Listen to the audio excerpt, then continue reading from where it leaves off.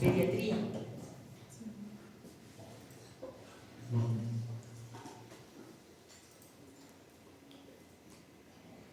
Ya hemos terminado la parte normal, nos vamos a de glaucoma como tal, ¿cierto? ¿Pueden apagar, chicos, la luz? Que como que un brillo ahí en la pantalla. Ya, entonces el glaucoma, vamos a ver los glaucomas, ahí está. Los glaucomas más comunes es el glaucoma de ángulo abierto, que es el glaucoma crónico o crónico simple.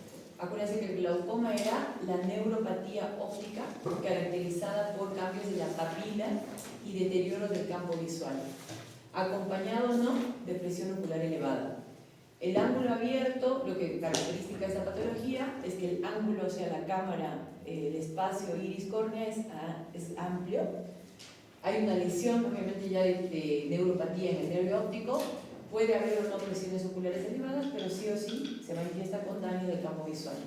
Normalmente en este tipo de glaucoma, las presiones oculares quedan de 10 a 20, son mayores de 21.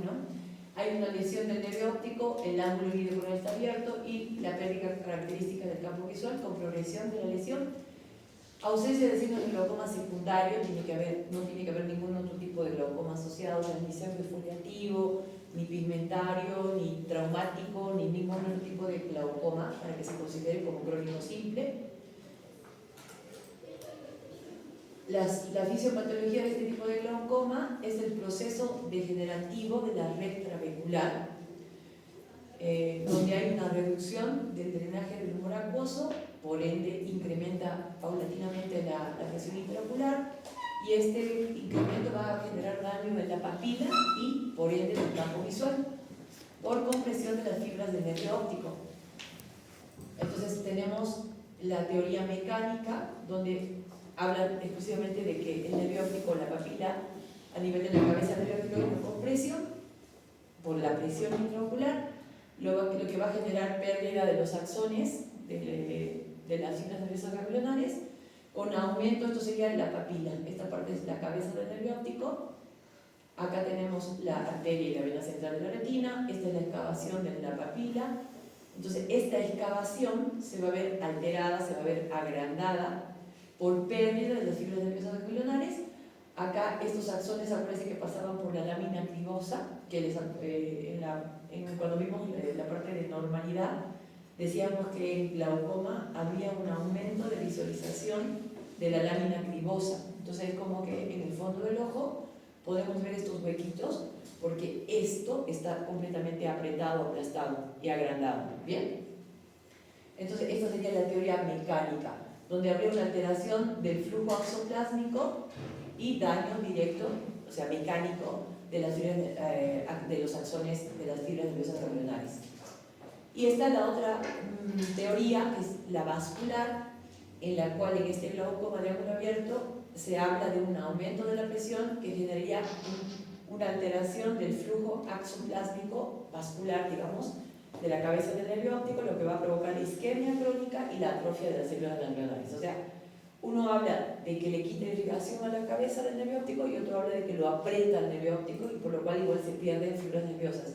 Pero en definitiva, como definición, glaucoma, para que la gente lo vaya entendiendo, no es la presión intraocular, es el daño isquémico de la cabeza del nervio óptico.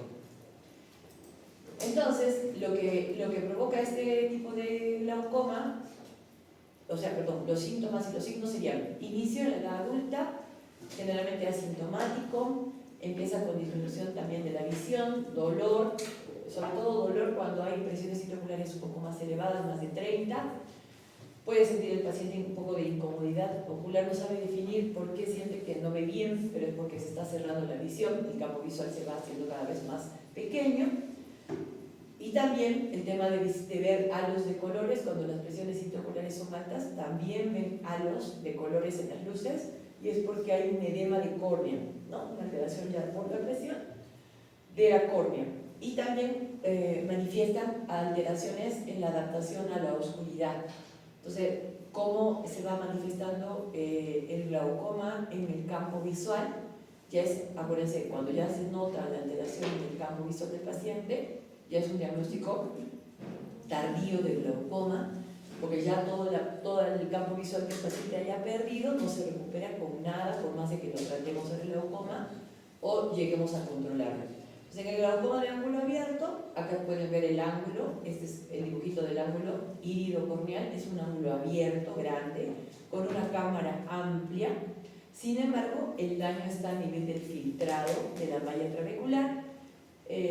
La malla trabecular, por aumento de la presión intraocular, se va dañando la malla.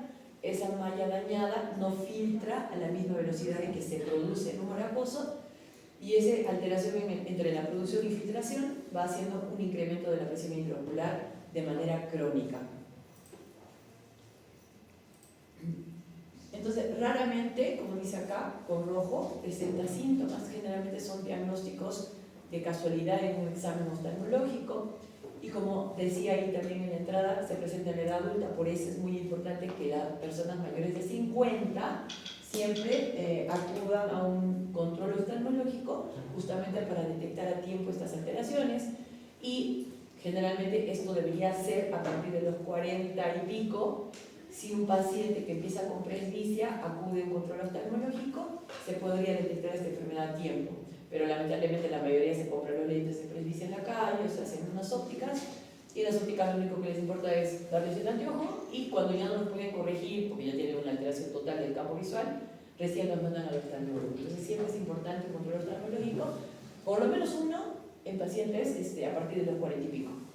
Entonces las elevaciones de la presión intraocular de hasta 40 milímetros de mercurio no causan dolor generalmente. Tampoco generan enrojecimiento ni síntomas visuales, tampoco hay pérdida de la agudeza visual mientras se preserve la visión central. Acuérdense que el glaucoma, el daño es desde afuera hacia adentro.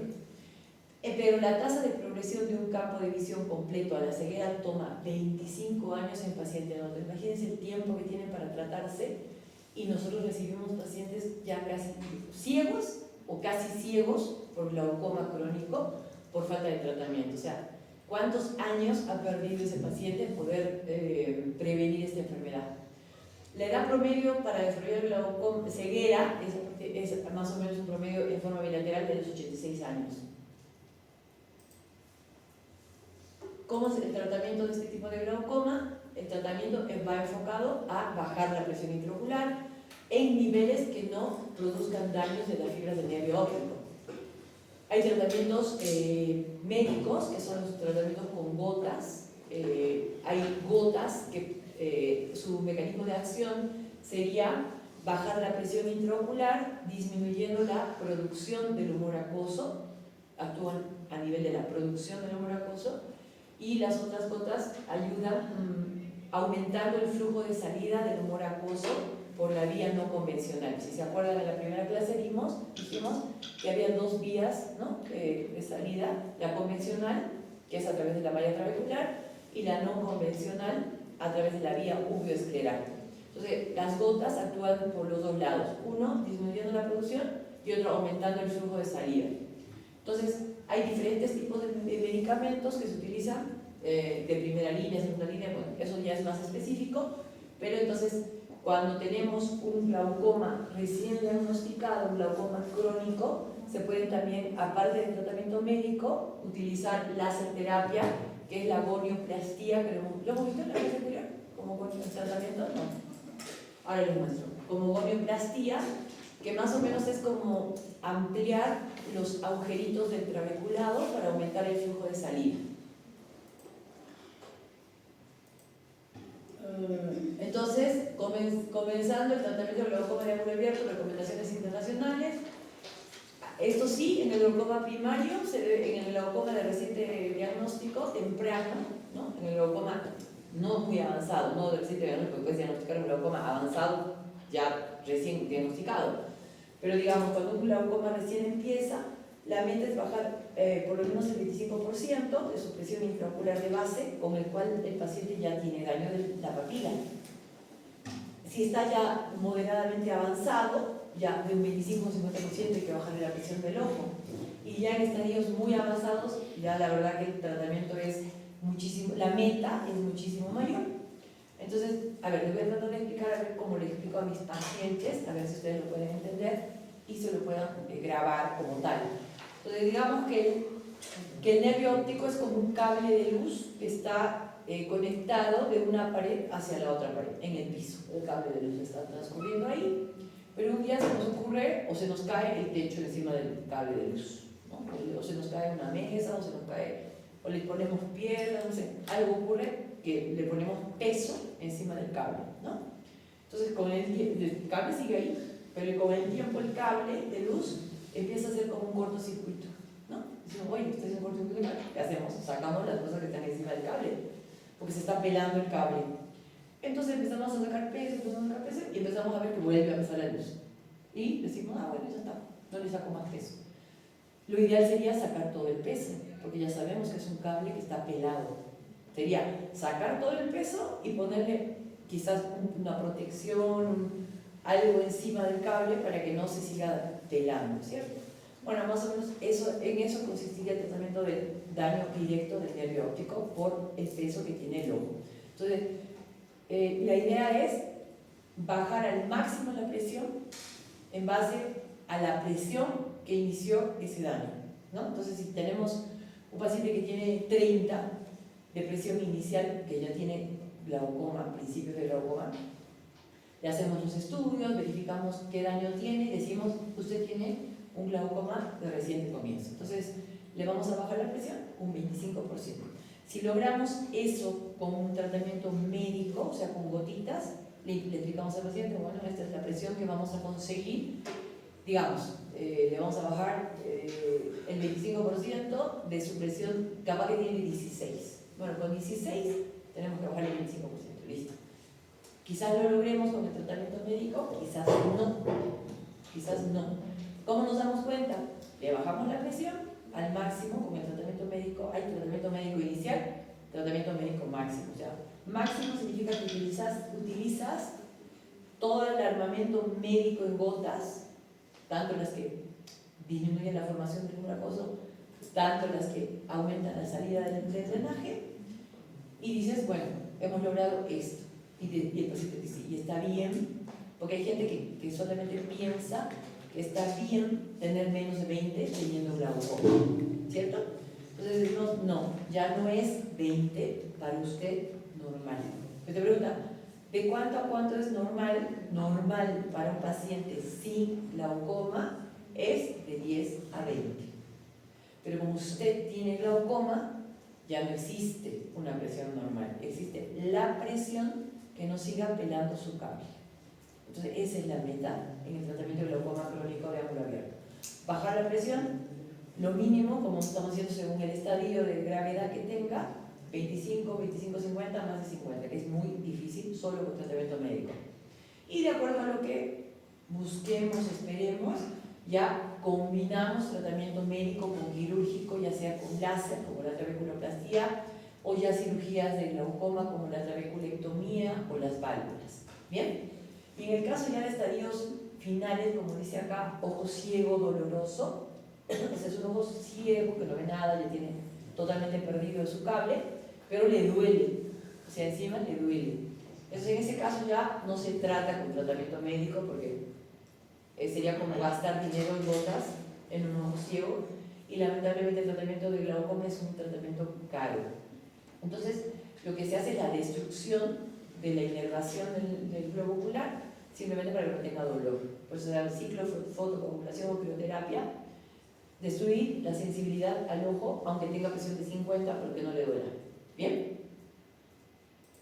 Esa es la meta en ese caso. Y si no, quirúrgico, como les decía, que son las indicaciones de la trabeculectomía o el implante valvular, que son dos cirugías para abrir otras vías de drenaje por fuera del ojo. Entonces tenemos, por ejemplo, acá tenemos la formación del humor acuoso. Entonces lo que se hace es, se corta un pedazo de iris, eso se llama iridectomía, a través de un corte en la esclera. Se hace como un colgajito que lo vamos a ver acá. Acá lo han cortado la esclera, levantan la esclera, sacan el pedazo de iris, hacen una apertura externa hacia el ojo, suturan la esclera con unos puntitos. Esos puntitos pueden ser fijos o pueden ser también puntos que se sueltan en el tiempo según la presión que estamos buscando. Se van soltando para que aumente el drenaje hacia afuera del ojo. Y lo mismo con este tipo de cirugía, que es la válvula, implante de válvula. Es un aparatito que lo que hace con un tubito directamente insertado en la cámara anterior, que lo pueden ver acá, saca el humor acuoso hacia afuera del ojo. En ambas cirugías, acá por ejemplo ven esa ampollita que se forma por fuera del ojo, ahí estaría saliendo el humor acuoso. ¿Tienen todas sus complicaciones? Sí. Por ejemplo, todas las cirugías de drenaje, en el momento nomás de la cirugía, bajan mucho la presión intraocular. O sea, digamos, me opero con 18, pero yo necesitaba tener 8 para que no avance mi glaucoma. En el momento de la cirugía, le baja a 0. Y ese 0 también le puede terminar de dañar el nervio óptico. Entonces, tanto subidas como bajadas bruscas también pueden terminar de ser un daño completo del nervio óptico. Entonces hay mucho riesgo quirúrgico en pacientes con glaucomas muy avanzados. Ahora, esa es una. Y la segunda son las complicaciones que pueden tener a la larga estos pacientes. Por ejemplo, en este tipo de cirugía de implante de válvula, este tubito recorre el ojo por debajo de la esclera como un canalículo, y eso se escara. ¿Conocen lo que es una escara, no? Una escara es cuando se deteriora la piel y se pone otras partes del, ¿no? Igualito, se escara ese tubito y puede infectarse, y como está conectado hacia adentro del ojo, se puede provocar una endoftalmitis, bacterias pueden entrar. Entonces tiene que ser pacientes que tengan el ojo lo más limpio posible, no pueden tener blefaritis, megomitis, conjuntivitis, nada, porque pueden tener infecciones intraoculares. Y esta otra cirugía, que es la trabeculectomía, también tiene complicaciones, no dura muchos años. Esta tapita que se ha hecho acá, es esta tapita que está por acá. Como ven, prácticamente están unidas. Entonces, con el tiempo se pegan las tapitas, y entonces por ende deja de filtrar. Y otra vez hay que reoperarlo al paciente. Entonces, hay pacientes que lamentablemente son reintervenidos un montón de veces. O por lo menos funciona un tiempo y al tiempo ya dejan de funcionar y otra vez se asocian con gotas. Entonces, ¿en qué casos elegimos una cirugía? Elegimos una cirugía de glaucoma en casos de pacientes que no tengan tanto daño del nervio óptico, que necesiten una meta muy alta de supresión, o sea que tienen 30 y necesito que tengan 10, no las consigo con las gotas, o que las consigo con las gotas, pero el paciente no puede comprarse las gotas todos los meses, como saben decir, son tratamientos caros, y no puede cumplir con el tratamiento completo todos los meses, no puede comprar todas las gotas todos los meses, o es un paciente que vive en el campo y tú sabes que no va a venir a control, no sé, en 50 años. Entonces, podrías elegir ese paciente que no sea un glaucoma muy avanzado para cirugía. Entonces, indicadores de que este glaucoma está bien tratado y ya está estable. Presión intraocular elevada, puede ser debido al incumplimiento del tratamiento y tolerancia a la droga. La otra cosa que ocurre también con los tratamientos crónicos es que, bueno, antes todas las gotas tenían conservantes. Hoy por hoy, en eso ya ha cambiado bastante. Los tratamientos médicos crónicos, tópicos, la mayoría de las gotas se están eligiendo sin conservantes. Se están fabricando y eligiendo sin conservantes, pero tienen un costo más alto.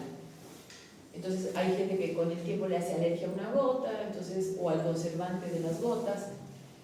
Cuando vemos también que hay cambios, aunque tú dices, oye, sí, yo he conseguido la meta, tenemos 15, necesitaba 16 y tenemos 15. Ah, pero no, está viendo, le hacemos los estudios, o sea, empezamos el tratamiento, porque tenía, como hemos dicho, 20, queríamos 16, 15, queríamos 16 y llegamos a 15, pero sin embargo, en sus estudios, digamos, de control anatómico, como la tomografía del nervio o el campo visual, vemos que sigue avanzando el glaucoma. Entonces decimos, ¿no hemos llegado a la meta? Sí, supuestamente sí, pero todavía está progresando el glaucoma. ¿Por qué puede verse? Y puede verse a que el paciente, la presión intraocular no es la misma todo el día. Puede venir a un control todas las veces que viene a la mañana, por ejemplo. Entonces, sí, está todo bien. Pero un día se te ocurre citarlo a la tarde y ves que no está todo bien. Que cuando le está faltando pocas horas para que le toque la gota, tiene picos de presión intraocular. Entonces, puede ser que por eso esté progresando. O sea, que su gota no le mantiene las 24 horas del día la presión controlada. Y también, bueno, en cuanto a lo anatómico o en cuanto a lo funcional, ¿no? Vemos que sigue empeorando su campo visual. Entonces, acá te ponen cuáles son las recomendaciones según la clasificación, si está estable o está inestable. Se dice que está estable cuando no se observan cambios de la presión, ni del nervio óptico, ni del campo visual. Entonces el paciente lo citas cada 4 meses, cada año, todo bien, si se sigue poniendo la gota. Ahora, si tú ves que el glaucoma está inestable, porque hay aumento de la presión, en diferentes consultas tomas diferentes presiones intraoculares, o hay un aumento del daño del nervio óptico o del campo visual, entonces acá hay que todavía reducir un poquito más la presión intraocular y lo vas controlando un poquito más de cerca, cada mes, cada 4 meses, 2 meses, depende mucho de cómo la compliance, o sea, cómo se adapta el paciente y cómo cumple el paciente con su tratamiento médico. Porque muchos pacientes vienen y, por ejemplo, tú dices, ¿no? Su gotita, justo se me ha terminado hoy te dan el frasco re vacío, tú no confías, o a veces están siguen usando la muestra que le regalaste hace 2 meses, imposible que le dure todo ese tiempo. Entonces no confías en que esté cumpliendo con su tratamiento. Eso en cuanto al glaucoma de ángulo abierto. En cuanto existe el glaucoma también de presión normal. Este es así como un paradigma en los glaucomas, porque son pacientes que tienen presión normal o baja, inclusive menos de 10. Sin embargo, tienen glaucoma, tienen daño del nervio óptico anatómicamente, sale daño en la OCT del nervio óptico o de fibras nerviosas, o tienen un daño también asociado a su campo visual. Entonces, tienes que empezar a buscar otros factores de riesgo. Entonces ahí es más importante la teoría vascular en la fisiopatología del glaucoma, más que la mecánica, la vascular. Entonces puedes pensar en pacientes que tengan hipotensiones arteriales nocturnas, ateroesclerosis, o sea, no tengan un buen flujo de sangre a nivel de las carótidas, sufran de migraña, o sea, fenómenos vasoespásticos, tengan, ¿cómo se llama cuando roncan y se quedan ahí? Apnea del sueño, apnea del sueño. Entonces, todos esos pacientes medio especiales, tú puedes sospechar que tengan glaucoma de presión normal. ¿Bien? Igualito, se debe tratar de la misma manera, porque hay glaucoma, en este caso. Entonces, más bien, el desafío está en encontrar la causa, ¿no? Entonces tú puedes hacer estudios del sueño, puedes hacer ecodoppler de los vasos del cuello, puedes hacer el control del mapa de presión arterial. Entonces tienes que mejorar todo el resto de cosas, porque aunque tú le bajes la presión del ojo, igualito va a seguir el daño, porque tienen otros factores vasculares asociados. ¿Bien? Luego tenemos el otro tipo de glaucoma, que es de los más frecuentes también, que es el ángulo cerrado. Entonces lo mismo, en este tipo de glaucoma hay daño del nervio óptico, pérdida de visión, pero acá hay un bloqueo anatómico del ángulo en la cámara anterior. Entonces, esto se lo puede diagnosticar más fácilmente porque es visible. Hay pacientes que no tienen presión intraocular alta, pero tienen ángulos estrechos o cámaras estrechas. Y habíamos visto también que esto estaba asociado con los pacientes hipermétropes, porque son ojos pequeños, y todo hipermétrope que encima empieza a tener catarata, empieza a tener más riesgo de tener un glaucoma agudo o de ángulo cerrado, ¿no? Entonces, en este caso es algo anatómico que obstruye la salida del humor acuoso, puede subir mucho la presión intraocular. Esa subida brusca va a generar un daño inmediato del nervio óptico si no es tratado en forma inmediata. Generalmente esto se va a presentar, como hemos dicho ahí, también en mayores de 60, o sea, ya pacientes que tienen cambios de cristalino, hipermétropes, según el tipo de ojitos. Acuérdense que los asiáticos, los chinos, tienen más probabilidad de tener este tipo de glaucoma. Cuando vemos que son cristalinos grandes y cámaras anteriores poco profundas también. Entonces, en esos casos, la fisiopatología es otra, que sería básicamente la obstrucción. Acá tenemos la producción, acá está el cristalino, sale, pero este flujo, esta zona de trabéculo se obstruye o está obstruida de alguna manera. Y acá tenemos otra, dentro de la fisiopatología del ángulo cerrado, el mecanismo del cierre del ángulo cuando actúa el músculo dilatador de la pupila. Por eso hay muchos pacientes que tienen este tipo de glaucomas de forma intermitente y no tan aguda. Porque cuando habíamos dicho, ¿no?, los cambios de la pupila cuando entras a la luz, entras a la sombra, entonces hay gente que se le obstruye un poquito, entonces solamente sienten un pequeño dolor cuando salen a la luz, les molesta, como un dolorcito, ¿no?, porque se ha cerrado o se ha abierto la pupila. Cuando se abre la pupila, ¡pum!, o sea, de la luz a la sombra, ¡pum!, se abre fuerte. Entonces, a esos pacientes que tienen ese riesgo, se les recomienda usar en lo posible mejor lentes oscuros para que no tengan ese cambio brusco de la dilatación. ¿Bien? Que su adaptación sea un poco más suave. Bloqueo por el bloqueo este. Entonces, la raíz del iris adosada a la cara posterior de la córnea provoca un bloqueo del ángulo del drenaje y las presiones aumentan súbitamente hasta 60 milímetros de mercurio, lo cual provocaría un daño y una lesión del nervio óptico de manera inmediata. Y existen los diferentes tipos, por eso el latente, el intermitente, el agudo congestivo, que lo vimos en ojo rojo doloroso, el postcongestivo y el crónico. Entonces, todos estos tipos de glaucoma de ángulo cerrado existen. El latente, hay un ataque agudo de glaucoma, no hay síntomas, el signo del eclipse, y el tratamiento es una iridotomía periférica con láser. Casi todos se tratan igual, con el huequito que se hace a este nivel, para que cuando se cierre ese espacio tenga ese drenaje extra y no tengan el glaucoma como tal. El intermitente es un ángulo ocluible más bloqueo pupilar intermitente, o sea, por los cambios del músculo dilatador. O sea, hay un cierre rápido del ángulo, incremento brusco de la presión, se rompe espontáneamente el bloqueo pupilar y el ángulo se abre y vuelve a la presión normal. Ese es el intermitente. ¿Qué síntomas?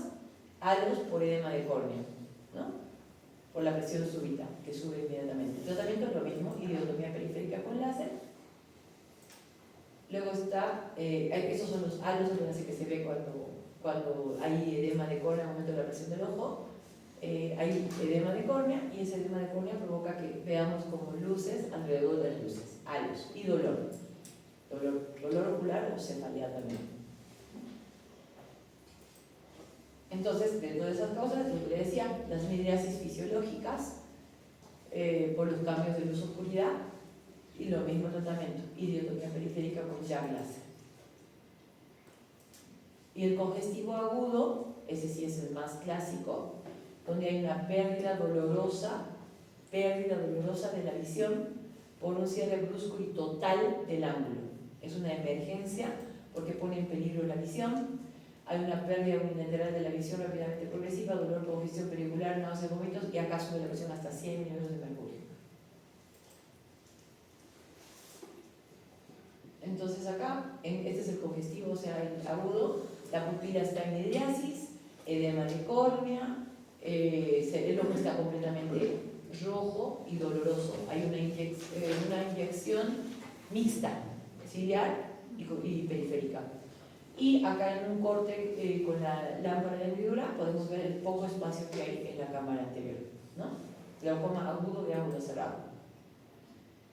Después está el congestivo agudo, el tratamiento que se hace inmediatamente. Acá eso lo tienen que aprender a hacer porque puede pasarles en el campo y lo que tienen que tener a mano, lo único que pueden llegar a tener a mano es diuréticos osmóticos, como la acetazolamida, que se puede dar endovenosa o vía oral, y se actúa inmediatamente, porque deshidrata el humor vitrio, y la deshidratación provoca que se vaya un poco para atrás el diafragma irido-cristianiniano, empuje para atrás y me abra un poco el ángulo no es que aumente la salida del humor acuoso ni nada, sino que me deshidrata el ojo por dentro y me provoca que se abra un poquito la cámara anterior. Y actúa inmediatamente, en un par de horas ya baja la presión del ojo, pero no son tratamientos de uso continuo porque son diuréticos osmóticos, que también los usan, por ejemplo, los viajeros para venir al Cusco por el soroche. ¿Saben lo que es el soroche? ¿Saben cuál es la fisiopatología del soroche? ¿Alguien sabe? Viviendo en Cusco no saben qué es el soroche. ¿Cuáles son los síntomas del soroche? Cefalea, puede ser náuseas, dificultad de qué? No siempre, disnea. No, generalmente es cefalea y la cefalea le da las náuseas. ¿Pero cuál es la causa?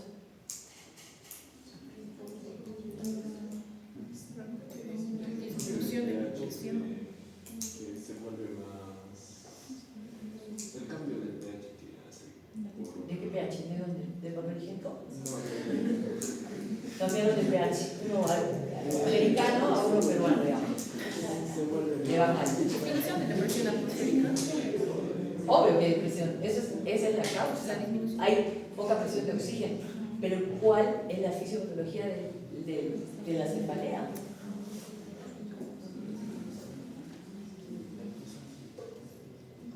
Si les estoy diciendo que también se usa un diurético, ¿dónde estaría el edema? En la cabeza, es un edema de cerebro. Para que se lo sepan. Por eso toman acetazolamida. 2 horas antes de viajar a la altura toman acetazolamida. Pero lo que no saben es que provoca también deshidratación del ojo. Y por ende, también deshidratación del cristalino. Y por ende, también miopías falsas. Entonces hay gente que dice, no veo nada, y claro, se volvieron miopes porque están tomando acetazolamida, porque no toman una, toman cada 6 horas, 3 días antes de venir.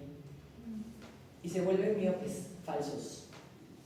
También pasa eso cuando toman acetazolamida, por eso no se puede estar tomando y tomando como si nada, por un riesgo de glaucoma de ángulo cerrado, acetazolamida. Se da puntualmente, se baja la presión, cirugía. ¿Bien? Esto, al paciente debe estar en decúbito supino durante 1 hora también, para que para que vuelva para atrás, aprovechando la deshidratación del vitrio.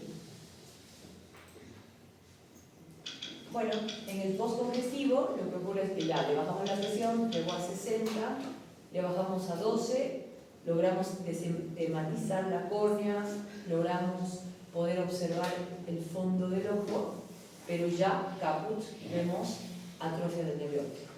O sea, ya un daño del nervio glaucoma. Entonces los signos del agudo ya lo sabemos: náuseas, cefalea intensa, fotofobia marcada, puede haber disminución de la visión por el edema de córnea en ese momento, la córnea se va a ver opaca o grisácea, midriasis fija no reactiva a la luz, y obvio que la presión está por las nubes.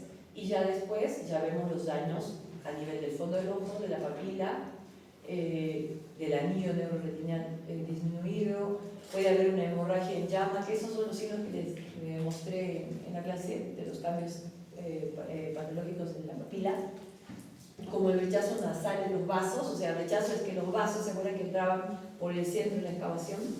Bueno, están empujados para la derecha.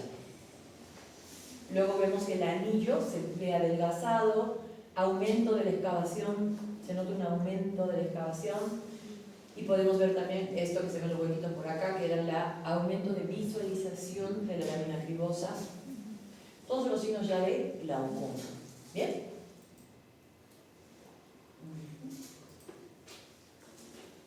Entonces, ¿cómo es el diagnóstico? Igualito, tonometría, agudeza visual, gonioscopía. ¿Se acuerdan que les expliqué que del estudio de gonioscopía, que era muy importante para un diagnóstico anatómico del trabeculado, del ángulo iliocorneal, que las tomografías nos pueden decir si es abierto o cerrado, pero no las estructuras que están ahí, y muchas estructuras pueden parecer cerradas, pero son abiertos. Entonces es importante hacer la gonioscopía para el diagnóstico preciso y de este tipo de ángulo. Sobre todo, recomiendan, como les dije, a partir de los 50 años o de los 40 y pico, cuando el paciente empieza con la presbicia. Esto es un tonómetro antiguo que se utiliza todavía. No sé, ¿no? Los tipos de tonómetros en diagnóstico de glaucoma. ¿No hemos visto el diagnóstico de glaucoma? ¿Eso sí me dicen? Le dije. Sí, le dije. No me han dicho. Sí, le dije. Bueno, terminamos de ver este y luego de diagnósticos. Ya, entonces, recomendaciones. Ángulo cerrado, agudo o crónico bloqueo pupilar. Si hay contacto iris trabeculado o arqueamiento del iris, tratamiento, contrae la pupila y baja la presión. O sea, se pueden usar mióticos, gotas que cierran la pupila. No se pueden usar tampoco de forma crónica, pero de forma así para el tratamiento agudo se puede usar. O sea, hay que provocar una miosis médica, farmacológica. Cerrar el ángulo, así. Contrae la pupila. Luego, lo ideal sería hacer una iridotomía o iridectomía. Quirúrgicamente, cuando vemos que la causa es el cristalino, bueno, lo ideal es sacar el cristalino. Y si hay este iris en meseta, o iris, contacto del iris trabeculado, iris plano, contraemos la pupila, iridotomía, casi todo es lo mismo. O sea, tratamiento definitivo en realidad, el ideal sería este, sacar el cristalino en todos los casos. Porque son ojos pequeños, donde el cristalino es lo único que va cambiando el espacio que hay en esa cámara por la edad. Va aumentando su tamaño y va quitando espacio en la cámara anterior. Entonces, ¿cuáles son los indicadores de un glaucoma de ángulo cerrado inestable? Que siga habiendo un cierre del ángulo porque se ha formado una sinequia. ¿Se acuerdan que las sinequias eran que se pegaba el iris a la parte de la córnea o a la cápsula del cristalino? Eso es sinequia. O una iridotomía no bien hecha. Hay iridotomías que no las hacen bien, o sea, no hacen bien el huequito que permeabiliza esa zona.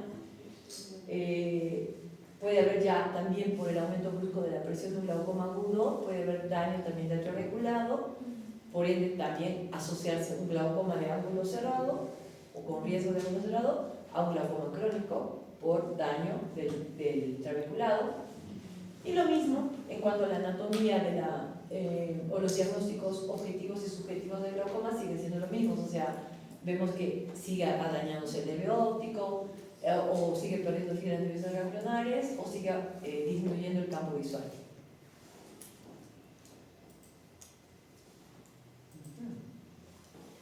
Entonces, recomendaciones internacionales: en el glaucoma estable, sin cambio del ángulo de la presión o del nervio óptico, continúe con tratamiento, se le hace los controles cada 6 meses al año. Obviamente, viendo si el paciente en qué edad está y si tiene o no catarata. Y si es inestable, pese a que le hayamos hecho una iridotomía periférica, le hayamos hecho una iridectomía, etc., vemos que no baja lo suficiente la presión para ese tipo de daño que tiene el paciente, entonces se lo controla más frecuentemente. ¿Bien? También ambos glaucomas se dan tratamientos médicos y quirúrgicos, casi lo mismo. Acá tienen como un resumen de ambos glaucomas. El ángulo abierto es el más frecuente, el 60% de los casos, es más crónico, es más asintomático, está asociado con los miopes y más en los varones, y el de ángulo cerrado es el que menos se presenta, es más de presentación aguda, es sintomático, más en los hipermétropes y más en las mujeres. Y acá tienen el dibujito de cada tipo de cómo es la fisiopatología, ¿no? El abierto, el ángulo iridocorneal es amplio. Acá el tratamiento es disminuir la presión, ya sea aumentando la salida del humor acuoso, ya sea de manera quirúrgica o médica. Y acá es una emergencia. El cerrado es una emergencia. ¿Por qué? Porque ya saben que sube mucho la presión y esa subida brusca va a hacer un daño directo al nervio óptico y reversible. ¿Bien? Entonces, mientras más tiempo tenga la presión alta, más daño va a quedar en la papila. ¿Se nota la diferencia entre un glaucoma y el otro? ¿Alguna pregunta hasta ahí? ¿De ángulo abierto y ángulo cerrado? ¿Van bien? ¿Entienden, chicas? ¿Chicos? ¿Chicas? ¿Chicos? Bien. Entonces, vamos a ir hablando. ¿Qué cosa me dicen que no les he dado? Criterios de diagnóstico y exploración. ¿Tampoco exploración? ¿No hemos visto todo lo que se hace para el diagnóstico? Hicimos clasificación y vamos a pasar a la papila. ¿Qué es eso? Papila. No, eso no hicimos. ¿Ya? Entonces, ¿cómo se diagnostica el glaucoma? Tonometría igual a tomar la presión del ojo. PO, presión intraocular. Paquimetría es muy importante conocer el grosor de la córnea para corregir la presión intraocular con el tonómetro que se llama tonómetro de aplanación, que es el único aparato que permite medir la presión de forma más exacta, porque hay diferentes tonómetros, ya les voy a mostrar. Y la gonioscopia, que es el estudio del ángulo como tal, de la parte donde drena el humor acuoso. Entonces, la tonometría de Goldman, acá está el aparato, acá tiene un disquito donde se mueve y se busca que se formen las imágenes de los circulitos. A ver, ahí se tiene que poner al paciente gotitas para tomarle la presión. Entonces, en muchos lugares, tonometría. Cuando hacen screening, por ejemplo, no toman así, toman con aire. Tonometría de aplanación. Y eso no es exacto, no es exacto. Entonces lo que se busca es que se formen estos circulitos, con ¿ya?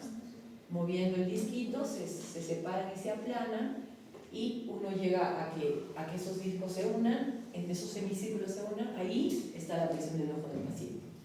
Entonces no los hacen en muchos lugares así porque es más fácil, es más barato, no está poniendo la anestesia, clorexidina, y tomarle con un aire que no es exacto. Entonces, un paciente con glaucoma no debe ser controlado de otra manera que no sea como el tonómetro de Goldman. Pero para el tonómetro de Goldman tenemos que conocer el grosor de la córnea, el espesor corneal, que eso se llama paquimetría, porque no porque sea bueno o malo tener la córnea gruesa o tenerla delgada, sino porque el aparato está fabricado para un grosor. Y si está más gruesa la córnea, nos va a mentir, tiene menos presión de la que nos dice, y si está más delgada, también tenemos que corregir y bajarle la presión. ¿Bien? Entonces, por eso es importante la paquimetría cuando tomamos la presión con el tonómetro de aplanación. Entonces, eso sería básicamente la tonometría. Acá ya están todos los equipos que existen. Evolución de métodos para tomar la presión. Yo les enseñé el digital, que es muy arcaico, pero por lo menos te puedes dar cuenta si está un poquito más elevada la presión que tuya, que tu presión, digamos. El de Goldman y los otros tipos, que son los totómetros de no contacto, se llaman. Y que es súper arcaico, que lo usan también en el seguro social, donde es como una balanza, donde hay unas pesitas de 5, 5, 7, hasta 15 gramitos. Y bueno, van poniendo la pesita acá y según cómo se ve, chin, chin, chin, chin, más o menos calculan entre 20, 18, no dicen es 16, dicen así, está entre, y eso no es pues exacto y menos para un control de glaucoma. Y el otro estudio importantísimo es que ya lo habíamos mostrado, creo que se lo mostré, ¿no? ¿Qué cosas se veían? Las estructuras lo hemos visto. La gonioscopia. Entonces, es el método de evaluación del ángulo iridocorneal para ver qué tipo de glaucoma tenemos exactamente. También se usa terapéuticamente para procedimientos como la trabeculoplastia y la goniotomía o iridotomía. ¿Por qué? Porque les había dicho que a veces les hacen iridotomías. ¿Se acuerdan lo que es la iridotomía? Sí, el huequito. A pacientes que no tenían riesgo, bueno, no importa, por lo menos mal no les va a hacer, pero a pacientes que tienen mucho pigmento en el trabeculado, sí, les puede provocar una dispersión de pigmento y el pigmento va a ir y formarles un glaucoma pigmentario ya también. ¿Ven? Por eso es importante ver el ángulo. Entonces, con estos espejitos se pueden ver las estructuras anatómicas ¿ya? Y se clasifica el ángulo según la gonioscopía. Y lo otro que es importante conocer entonces en los glaucomas era esto, la paquimetría, que puede hacerse así manualmente, que es como un lapicito que me va diciendo cuánto de grosor corneal tiene el paciente en el centro de su córnea, en el ápex. O lo sale también en el estudio para queratocono, que es la topografía, sale la paquimetría de toda la córnea. Cuando vemos rojo, es como te orientas al queratocono, pero también sabes que ahí está más delgada la córnea, por los colores. Y se corrige, según el espesor de la córnea, se corrige el valor de la presión intraocular. Dijimos que 545 micras está fabricado el tonómetro de aplanación. Si es más grueso, le restamos puntos, y si es más delgado, le sumamos puntos a la presión que le estamos tomando a ese paciente. ¿Bien? Entonces, esos serían lo que utilizamos para exploración. ¿Ya hemos visto criterios de diagnóstico? Esto hemos visto.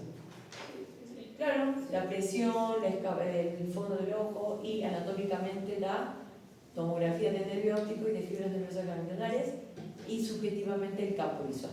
Son los estudios que se piden para el diagnóstico de glaucoma. Obvio que el anatómico es el más específico, o sea, ver la papila, ver sus características. Bien, hasta ahí entonces vamos bien con glaucoma ahí. Ya, entonces les doy 5 minutos si quieren para que tomen aire. Quieren comer algo, vayan a la calle, vayan afuera a tomar aire.